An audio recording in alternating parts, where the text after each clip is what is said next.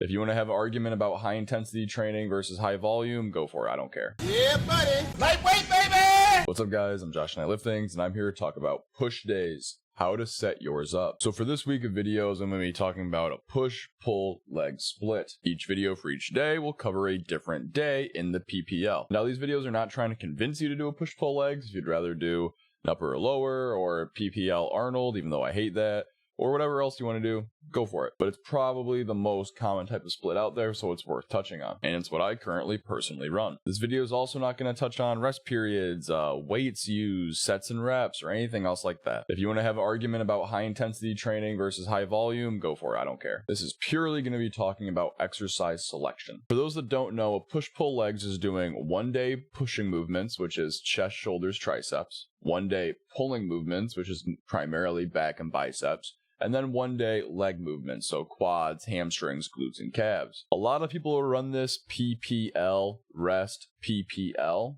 or they will run it PPL, PPL, getting 6 days of training in 7 total days. How you decide to run it is up to you. This is a great form of routine split because you can actually break down your first and second push day in different ways. Or you could do some strength work 1 day and then more quote-unquote hypertrophy work the other day. Maybe you want to do flat heavy barbell bench press on your push 1 day and then your push 2 a lighter incline dumbbell press. There are a billion different ways to set it up, and I'm not even going to be giving that strict of exercise recommendations. I just want to give you the logic on how to set up a proper push, pull, and legs day. So, first things first, a press of some variety. If you care about strength or you really enjoy the lift, you could have flat barbell bench press here. If you don't, feel free to do some form of machine press. Maybe on day 1 you do a flat variation, and on day 2 you do something like an incline variation, or even decline if that floats your boat. After that, you're probably going to want some adduction movement, meaning a fly variant. It could be pec deck, dumbbell fly, cable crossover, whatever you want to do. Don't worry about the angles right now or anything else like that. Just do some movement where you're bringing your humerus closer to the midline of your body. Bam,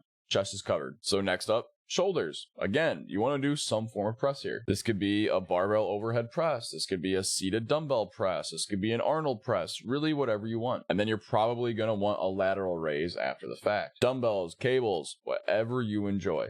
Feel free to change it up. It doesn't really matter. Now, some people kind of argue about this back and forth, but rear delts, should they be hit on a push day? Well, some people like doing it because you're already hitting your shoulders, so you may as well just cap them off really quick. Other people say, well, rear delts are on your back. That's what the rear implies, so to train it on back day. I personally hit mine on push day. That's because my back day is kind of full to the brim of exercises and a very, very hard and stressful day, so I just figure, fuck it, may as well put rear delts on push. It doesn't really matter. Next up for your triceps, they are already getting totally hammered from the different presses that you've been doing. If you've been keeping up with this template, you've already done a horizontal press for your chest and a vertical press for your shoulders. That being said, to train optimally or whatever the hell else, there's a couple of different angles you want to hit the triceps from. The same could be said with chest, like having an incline variation along with a flat variation. If you want to do that, feel free, but this is trying to be as bare bones as possible. So once again, your triceps have already been hammered. If you want to, maybe on push 1, you could just do some regular rope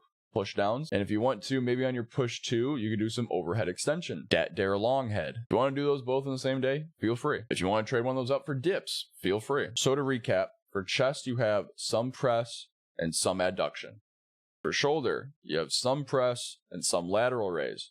And for triceps, you have some push down and 1 overhead extension. 6 exercises, you have done everything that you need to do. If you're feeling hungry for more, again, throw in an incline variation for chest right after flat, or maybe beforehand, depending on what you want to focus on. If you want some more for shoulders, do some more rear delt stuff. If you want a bigger compound for your triceps, do dips instead. If you want to cap off your chest with push-ups to get a crazy pump, you can do that too. Again, I don't want to get into arguments of volume versus intensity or anything else here. We can save that for a different video way down the line. This is purely just what you should be trying to cover to get all the pushing muscles optimally. If you do this, you are training all of the major functions of the muscle groups, the shoulders, the chest, and the triceps that you are trying to hit during a push day. Just make sure you're using enough volume and enough intensity to actually make sure you're taking yourself close to or up to failure. And guys, that is the video. Thank you so much for watching. If you like this style of content, like, comment, subscribe, share, all that stuff. If you really like it, you can follow all of these socials down below. They will be linked in the description. And as always, thank you so much for watching. Have a great day.